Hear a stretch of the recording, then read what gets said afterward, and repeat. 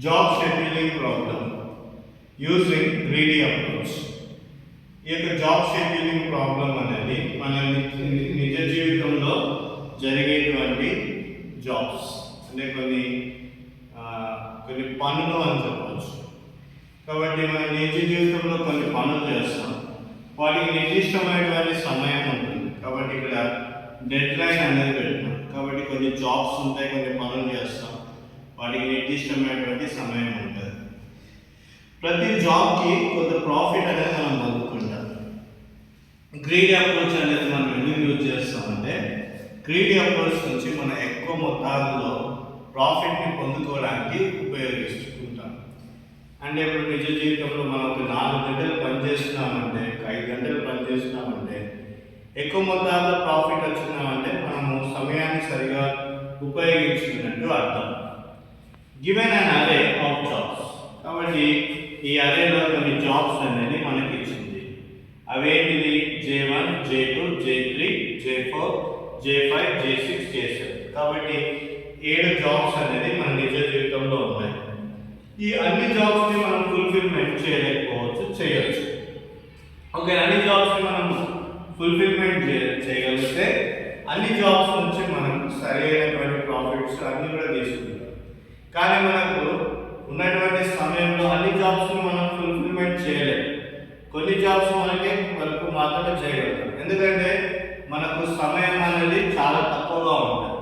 మనం 24 గంటలు ప్రతిరోజు ఉండొచ్చు, కానీ 24 గంటలు మనం పని చేయలేము.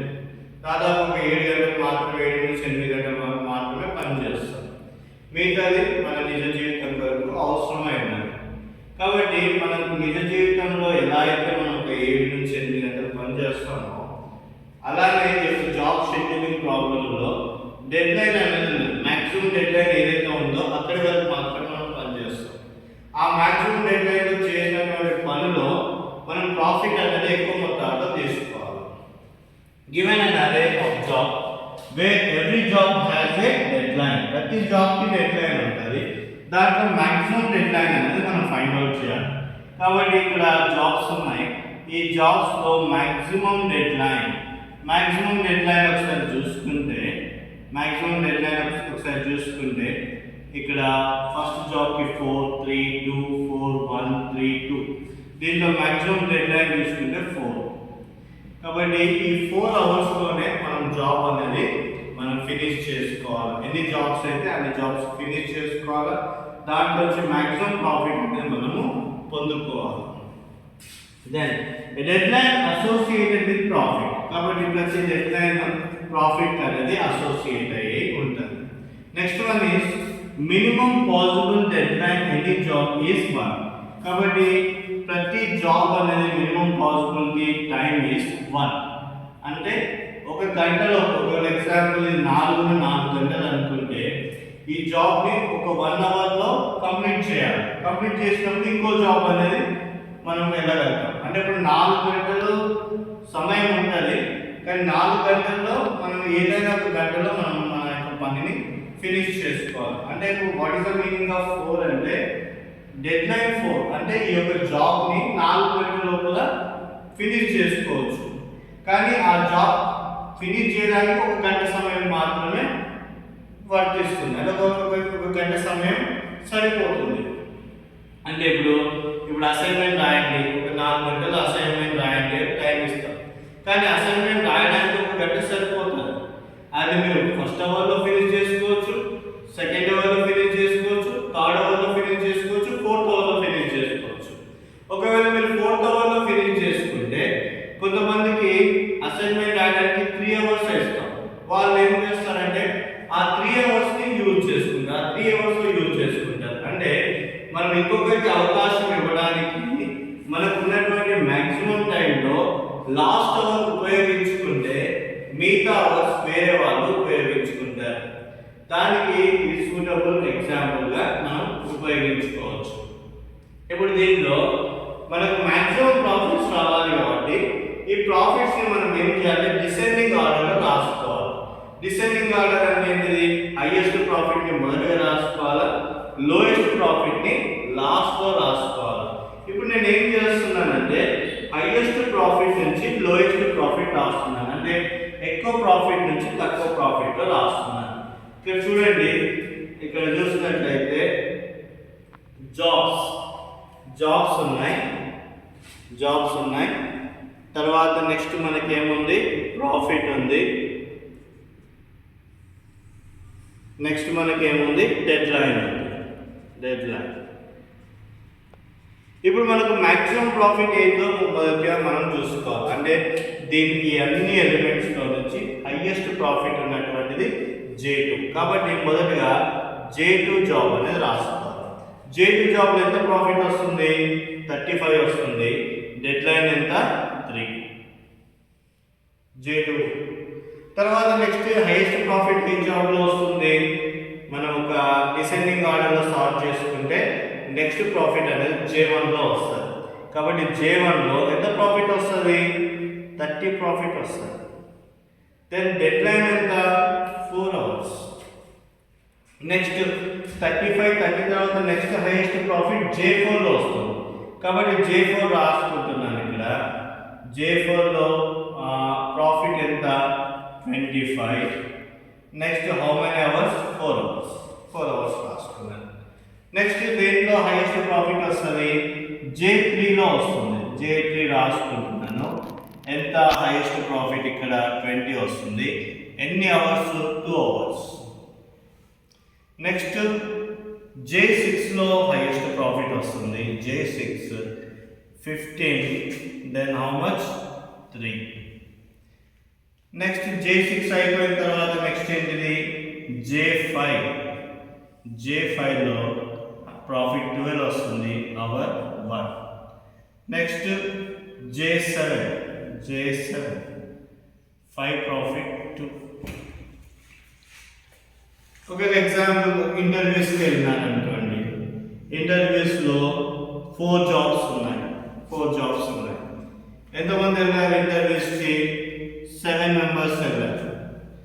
ఎవరికైతే మ్యాక్సిమం ప్రాఫిట్ ఉంటుందో వాళ్ళనే ఫస్ట్ సెలెక్ట్ చేసుకుంటారు. తర్వాత మినిమం ప్రాఫిట్ ఉన్న వాళ్ళు, అంటే ఎక్కువ పర్సంటేజ్ ఉంది, ఎక్కువ మార్క్స్ వచ్చిన వాళ్ళందరూ సెలెక్ట్ అయిపోతారు. మరి తక్కువ మార్క్స్ వచ్చిన వాళ్ళు ఏమైపోతారు, డిస్కార్డ్ అయిపోతారు. అంటే కంపెనీకి అనేది మ్యాక్సిమం ప్రాఫిట్ కావాలి, అంటే గుడ్ పీపుల్ కావాలి. అలానే మన జీవితంలో కూడా, మన నిజ జీవితంలో కూడా మ్యాక్సిమం ప్రాఫిట్ అనేది మనం తీసుకోవాలి. అందుకోసమే గ్రీడీ అప్రోచ్ అనేది మనకి ఇస్తున్నది ఏంటిదంటే బెస్ట్ సొల్యూషన్ అనేది ఇస్తున్నది. అంటే these are the feasible solution. Possible solutions ఎన్నో ఉంటాయి, దాంట్లో నుంచి బెస్ట్ సొల్యూషన్ అనేది మనకు కావాలి. ఎగ్జాంపుల్, మనం ఒకవేళ ఏదన్నా ఊరికి వెళ్ళాలనుకోండి, ఇక్కడ నుంచి చెన్నైకి వెళ్ళాలి అంటే ఎలా వెళ్ళొచ్చు, నడుచుకుంటూ వెళ్ళి చెన్నైకి వెళ్ళొచ్చు. తర్వాత సైకిల్ మీద వెళ్ళొచ్చు. తర్వాత ఇంకా ఇప్పుడు వరంగల్ నుంచి చెన్నైకి వెళ్ళాలనుకోండి, ఎన్ని అవర్స్లో వెళ్ళగలుగుతాము, ఒక 12 అవర్స్ టైం ఇచ్చారనుకోండి. 12 అవర్స్లో వెళ్ళొచ్చు. నడుచుకుంటూ వెళ్ళొచ్చా, బై వాక్ నడుచుకుంటూ వెళ్ళొచ్చా, నడుచుకుంటూ వెళ్ళలేం. సైకిల్, బైస్కిల్లో వెళ్ళొచ్చా, వెళ్ళలేం. నడుచుకుంటూ వెళ్తే 12 అవర్స్లో వెళ్ళలేం. బైస్కిల్ మీద వెళ్తే 12 అవర్స్లో వెళ్ళలేం. దెన్ మోటార్ సైకిల్లో వెళ్ళొచ్చా, వెళ్ళొచ్చు. But how much cost, the cost may be 2000 rupees. Next బస్లో వెళ్ళొచ్చు. హౌ మచ్ కాస్ట్, ఒక 1000 రూపీస్. ఫ్లైట్లో వెళ్ళొచ్చా, ఎస్ వెళ్ళొచ్చు. Flight, FLIGHT flight. How much, 5000. Next ట్రైన్లో వెళ్ళొచ్చా, ఎస్ వెళ్ళొచ్చు. ట్రైన్లో హౌ మచ్, 300. అంటే ఒక ప్రదేశం నుంచి ఇంకో ప్రదేశంలోకి వెళ్ళాలి అంటే మనము చాలా విధానాల్లో వెళ్ళొచ్చు. అయితే దాంట్లో బెస్ట్ అంటే మనం 12 అవర్స్లో వెళ్ళాలా, తక్కువ కాస్ట్లో వెళ్ళాలి. 12 అవర్స్లో వెళ్ళాలా, తక్కువ కాస్ట్లో వెళ్ళాలి. ఎగ్జాంపుల్ నా దగ్గర 300 రూపీసే ఉన్నాయి. ఇప్పుడు ఈ 300 రూపీస్లో నేను వెళ్ళాలి అంటే వాక్లో 12 అవర్స్లో వెళ్ళలేదు కాబట్టి వాక్ డిస్కార్డెడ్. సైకిల్ మీద 12 అవర్స్లో వెళ్తానా, వెళ్ళలేదు, అది కూడా డిస్కార్డ్ అయిపోతుంది. మోటార్ సైకిల్ వెళ్ళొచ్చు కానీ 2000 రూపీస్ అవుతుంది కాబట్టి మోటార్ సైకిల్ని కూడా నేను డిస్కార్డ్ చేస్తున్నాను. అది నాకు బెస్ట్ సొల్యూషన్ కాదు, బట్ పాసిబుల్ సొల్యూషన్. వెళ్ళొచ్చు 12 గంటల్లో వెళ్ళొచ్చు కానీ 300లో వెళ్ళలేదు కాబట్టి అది పాసిబుల్ సొల్యూషన్ అయితే కానీ బెస్ట్ సొల్యూషన్ కాదు. బస్లో వెళ్ళొచ్చు, బస్లో వెళ్ళొచ్చు, ఎంత 1000 రూపీస్ అవుతుంది కానీ నాకు 300 ఉంది. ఇది కూడా పాసిబుల్ సొల్యూషన్ అవుతుంది కానీ బెస్ట్ సొల్యూషన్ కాదు. నెక్స్ట్ ఫ్లైట్లో వెళ్ళొచ్చా, ఫ్లైట్లో వెళ్ళొచ్చు కానీ త్వరగా వెళ్ళొచ్చు కానీ ఎంత 5000 రూపాయలు అవుతుంది. నాకు ఉన్నది సంగతి 300 రూపీస్. ఫైనల్గా ట్రైన్ బుక్ చేసుకుంటే 300 రూపీస్లో వెళ్ళగలుగుతాను. కాబట్టి నాకు ట్రైన్ అనేది 12 అవర్స్లో వెళ్తాను, 300 రూపీస్లో వెళ్తాను, అంటే మినిమం కాస్ట్లో వెళ్తాను, మ్యాక్సిమం టైంలో రీచ్ అవుతాను. కాబట్టి నాకు బెస్ట్ సొల్యూషన్ అనేది ఏంటిది, ట్రైన్ అనేది నాకు బెస్ట్ సొల్యూషన్. అలానే ఈ గ్రీడీ అప్రోచ్ గురించి మనం చేసుకుంటే గ్రీడీ అప్రోచ్లో మనకు ఇది బెస్ట్ సొల్యూషన్స్ అనేది ఇస్తుంది, బెస్ట్ సొల్యూషన్ అనేది ఇస్తుంది. కాబట్టి ఇక్కడ కూడా మనకి బెస్ట్ ప్రాఫిట్ అనేది మనం పొందుకోవాలి. దేంట్లో, జాబ్ షెడ్యూలింగ్ నుంచి బెస్ట్ ప్రాఫిట్ అనేది పొందుకోవాలి. ఎట్లా బెస్ట్ ప్రాఫిట్ పొందుకుంటాం, మొదటిగా అన్ని జాబ్స్ వేసుకుంటాం, దాంట్లో ఏదైతే హైయెస్ట్ ప్రాఫిట్ వస్తుందో ఆ హైయెస్ట్ ప్రాఫిట్ని బట్టి మనం ఆ యొక్క ఎలిమెంట్స్ అన్ని కూడా సార్టెడ్ ఆర్డర్లోకి పెడతాం, అంటే డిసెండింగ్ ఆర్డర్లో పెడతాం. ఎక్కువ ప్రాఫిట్ నుంచి తక్కువ ప్రాఫిట్లో పెడతాం. పెట్టిన తర్వాత వాటికి డెడ్ లైన్స్ రాసుకుంటాం.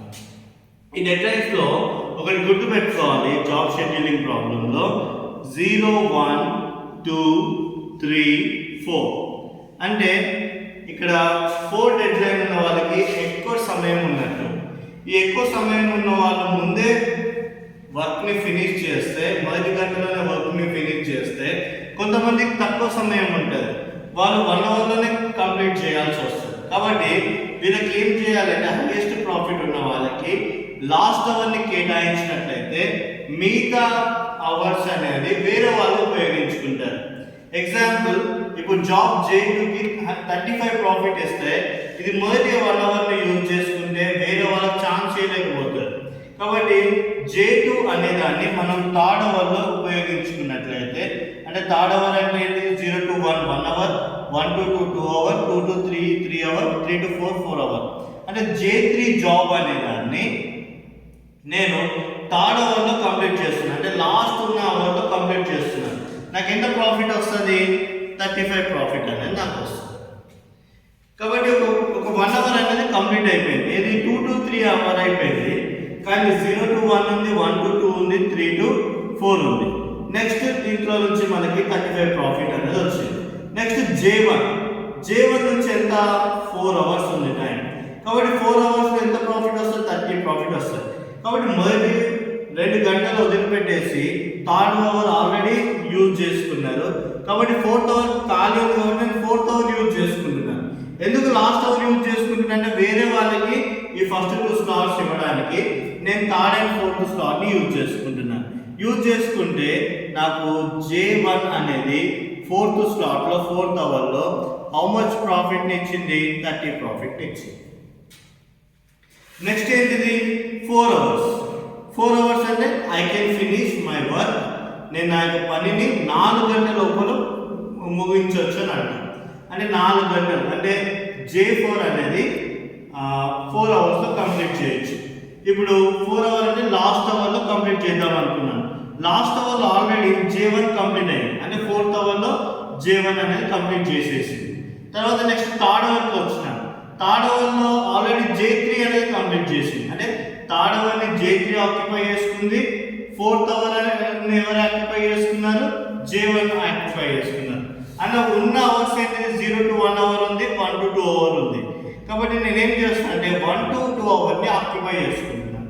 1 to 2 అవర్ ఆక్యుపై చేసుకుంటే then J3 how much profit, 20 hour second hour, అంటే 2 అవర్స్ టైం ఉంది కాబట్టి సెకండ్ అవర్ని ఆక్యుపై చేసుకున్నాడు.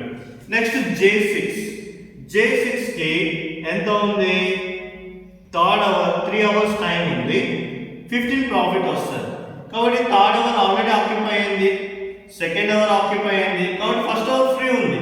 ఫస్ట్ అవర్ ఫ్రీ ఉంది కాబట్టి J6 అనేది ఇప్పుడు ఏం చేయాలా, ఫస్ట్ అవర్ని ఆక్యుపై చేసుకుంటుంది. ప్రాఫిట్ ఎంత వస్తుంది, 15 వస్తుంది. కాబట్టి ఇప్పుడు ఫస్ట్ 4 అవర్స్ ఆక్యుపై అయింది.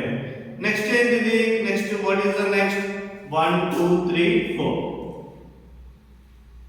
1 2 3 4 35 30 నెక్స్ట్ 25 ఇక్కడ 4th అవర్ అంటే ఇక్కడ this is not J3 here J4 అనేది 25 ని ఆక్యుపై చేస్తుంది. దెన్ నెక్స్ట్ వన్ J3 అనేది ఏంటి, దేన్ని ఆక్యుపై చేసుకుంది, J3 అనేది 20 ని ఆక్యుపై చేసుకుంది. దెన్ J6 ఎంటర్ కాలేదు. మళ్ళీ ఒకసారి చూడండి, J2 అనే దానికి హౌ మచ్ 3 అవర్స్ టైం ఉంది. J2 అనే దానికి 3 అవర్స్ టైం ఉంది కాబట్టి J2 అనేది వేర్ ఇస్ ద J2 అనేది 35 ప్రాఫిట్ ని ఆక్యుపై చేస్తుంది. This is the J2 occupied 35 అంటే 3 అవర్స్ లో 2 to 3 అవర్స్ లో 35 ప్రాఫిట్ వచ్చింది. నెక్స్ట్ J1 కి ఎంత అవర్స్ టైం ఉన్నాయి, 4 అవర్స్ టైం ఉంది. 4 అవర్స్ టైం ఉంది కాబట్టి J1 అనేది 30 ని ఆక్యుపై చేస్తుంది. నెక్స్ట్ ఏంటిది J4 కి ఎంత టైం ఉంది, 4 అవర్స్ టైం ఉంది. 4 అవర్స్ టైం ఉంది కానీ 4th అవర్ ఆల్రెడీ ఆక్యుపై అయింది, థర్డ్ అవర్ ఆక్యుపై అయింది కాబట్టి నెక్స్ట్ సెకండ్ అవర్ ని ఆక్యుపై చేసుకునేది. సెకండ్ అవర్ ఆక్యుపై చేసుకుంటే ఎంత ప్రాఫిట్ వస్తుంది, 25 ప్రాఫిట్ వచ్చింది. నెక్స్ట్ J3 కి ఎంత టైం ఉంది, 2 అవర్స్ టైం ఉంది. దెన్ 2 అవర్స్ టైం ఉంది కాబట్టి సెకండ్ అవర్ ఆల్రెడీ ఫిల్ అయిపోయింది కాబట్టి ఫస్ట్ అవర్ ని యూజ్ చేసుకుంది. అంటే J3 అనేది 20 ని యూజ్ చేసుకుంది. నెక్స్ట్ ఏంటి J6 కి ఎంత టైం ఉంది, 3 అవర్స్ టైం ఉంది బట్ ఆల్రెడీ 4 స్లాట్స్ ఆక్యుపై చేసుకున్నారు. ఎగ్జాంపుల్ 7 జాబ్స్ ఉన్నాయి, ఎగ్జాంపుల్ 4 జాబ్స్ ఉన్నాయి, 7 మెంబర్స్ వచ్చినారు. ఫస్ట్ పర్సన్ కి హైయెస్ట్ ప్రాఫిట్ ఇస్తున్నాడు అంటే ఎక్కువ పర్సెంటేజ్ ఉంది, సెకండ్ పర్సన్ కి ఎక్కువ పర్సెంటేజ్ ఉంది, ఎక్కువ మార్క్స్ వచ్చినాయి, థర్డ్ పర్సన్ కి ఎక్కువ మార్క్స్ వచ్చినాయి, ఫోర్త్ పర్సన్ కి ఎక్కువ మార్క్స్ వచ్చినాయి. అంటే పర్సన్స్ అనేది J1 నుంచి J7 వరకు వచ్చినారు కానీ ఎవరికి ఎక్కువ మార్క్స్ వచ్చినాయి, J2 J1 J4 J3 కి ఎక్కువ మార్క్స్ వచ్చినాయి. వాళ్ళ దగ్గర నుంచి మనకి ఎక్కువ ప్రాఫిట్ వస్తుంది కాబట్టి వాళ్ళని ఏం చేస్తున్నాము, సరైన ఆర్డర్లో వాళ్ళని అరేంజ్ చేసి వాళ్ళ ఫస్ట్ ఏం చేస్తున్నాము, జాబ్స్ ఇచ్చేస్తున్నాం. ఒకరికేమో థర్డ్ అవర్లో జాబ్ ఇచ్చినాం, ఒకరికేమో 4th అవర్లో జాబ్ ఇచ్చినాం, ఒకరికేమో సెకండ్ అవర్లో జాబ్ ఇచ్చినాం, ఒకరికేమో 1 అవర్లో జాబ్ ఇచ్చేస్తాం. అంటే they are occupied in 3 4 2 1 hour టైంలో ఆక్యుపై అయినారు కదా. నెక్స్ట్ J6 ఎంటర్ అయిందో స్లాట్స్ కాలేకపోతే discard, no job, no profit. Next one J5 enter అయ్యారు, no job, no profit. Next J7 also no use, time ఉంది కానీ ఆల్రెడీ స్లాట్స్ ఆక్యుపై అయిపోయినాయి. వీటి నుంచి మనకు వచ్చినటువంటి ప్రాఫిట్ ఎంత, 35 ప్లస్ 30 65, 65 ప్లస్ 20 80, 80 ప్లస్ 20 100, 5 ప్లస్ 65 కాబట్టి 5 ప్లస్ 5 10, 35 ప్లస్ 30 65, 70 80 90 అండ్ 110. అంటే మనకు వచ్చినటువంటి టోటల్ ప్రాఫిట్ ఎంత, 110. అంటే ఇక ఏ అల్గారిథం యూజ్ చేసినా కానీ మనకి 110 కన్నా ఎక్కువ ప్రాఫిట్ రాదు. కాబట్టి గ్రీడీ అప్రోచ్ ని యూజ్ చేస్తే మనకు బెస్ట్ సొల్యూషన్ అనేది ఇస్తారు, అంటే హైయెస్ట్ ప్రాఫిట్ ఉన్నటువంటి సొల్యూషన్ ఇస్తారు మనకి. కాబట్టి మనకి ఏ కంపెనీకి కానీ ఎవరికైనా కానీ హైయెస్ట్ ప్రాఫిట్ అంటే బెస్ట్ పర్సన్స్ కావాలి, బెస్ట్ జాబ్స్ కావాలి, బెస్ట్ జాబ్ చేసేటువంటి పర్సన్ కావాలి. మనము రోజు వర్క్ చేస్తున్న దాంట్లో మనము ఏ జాబ్ చేసినా హైయెస్ట్ ప్రాఫిట్ వచ్చేదాన్ని మొదటిగా చేసుకోవాలి. అలానే హైయెస్ట్ ప్రాఫిట్ వచ్చేది ఏంటి, J2 జాబ్. ఫస్ట్ J2ని ఫినిష్ చేస్తున్నాను, నెక్స్ట్ J1 జాబ్ని ఫినిష్ చేస్తున్నాను, నెక్స్ట్ J4ని ఫినిష్ చేస్తున్నాను, నెక్స్ట్ J3ని ఫినిష్ చేస్తున్నాను. ఫినిష్ చేసిన తర్వాత మనకు హైయెస్ట్ ప్రాఫిట్ వచ్చింది. Once again this is the job scheduling problem. ఈ జాబ్ షెడ్యూలింగ్ ప్రాబ్లంలో మనకి అరే ఆఫ్ జాబ్స్ ఉంటాయి, చాలా జాబ్స్ ఉంటాయి. ఆ జాబ్స్ మీరు మనకి హైయెస్ట్ ప్రాఫిట్ రావాలంటే ప్రాఫిట్ని ఏం చేయాలి అంటే హయ్యర్ ఆర్డర్ నుంచి లోవర్ ఆర్డర్కి రాయాలి. హయ్యర్ ఆర్డర్ నుంచి లోవర్ ఆర్డర్కి రాసిన తర్వాత వాటికి ఉన్నటువంటి డెడ్ లైన్స్ కూడా రాయాలి.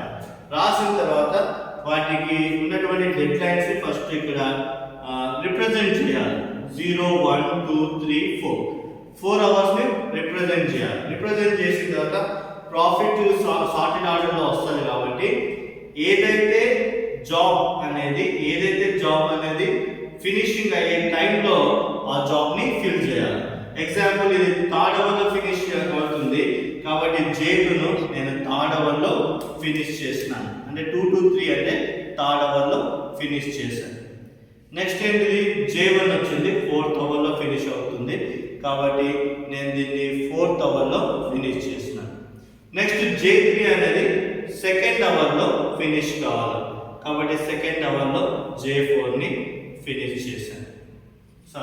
J4 అనేది 4th అవర్ వరకు ఫినిష్ కావాలి కానీ ఇక్కడ 4th అవర్ అనేది ఆల్రెడీ ఆక్యుపై అయింది, దాంతో 3rd అవర్ ఆక్యుపై అయింది కాబట్టి 2nd అవర్లో దీన్ని ఫినిష్ చేసినాను. ఇక్కడ మీకు డౌట్ రావచ్చు, ఎందుకు 2nd అవర్లో ఫినిష్ చేసినామంటే దీని మ్యాక్సిమం టైం 4 అంటే 4 అవర్స్లో ఏ అవర్లో అయినా ఫినిష్ చేసుకోవచ్చు. 0 to 1లో అయినా ఫినిష్ చేసుకోవచ్చు, 1 to 2లో అయినా చేసుకోవచ్చు, 2 to 3లో అయినా చేసుకోవచ్చు, 3 to 4లో అయినా ఫినిష్ చేసుకోవచ్చు. బట్ 3 to 4లో ఆల్రెడీ ఒక జాబ్ ఉంది, 2 to 3లో ఆల్రెడీ ఒక జాబ్ ఉంది కాబట్టి ఉన్న స్లాట్ ఏంటి 1 to 2 కాబట్టి స్లాట్ మనం J4కి ఇచ్చినాం. నెక్స్ట్ J3 అనేది 1 to 2 అవర్లో ఫినిష్ చేసుకోవాలి కానీ 2nd అవర్లో ఆల్రెడీ J4 ఆక్యుపై అయింది కాబట్టి 0 to 1 స్లాట్ని మనం J3కి ఇచ్చినాం. నెక్స్ట్ J6 వాళ్ళ స్లాట్ లేవు, వాళ్ళు డిస్కార్డెడ్, ఆ జాబ్ మనం చేయం. Next J5 discarded, J7 discarded. Time is up, 4 hours time. ఆ టైంలోనే మనం జాబ్స్ని ఫినిష్ చేసుకొని మ్యాక్సిమం ప్రాఫిట్ని పొందుకోవాలి. కాబట్టి గ్రీడీ అప్రోచ్ నుంచి మనకి మ్యాక్సిమం ప్రాఫిట్ అనేది వస్తుంది. Thank you.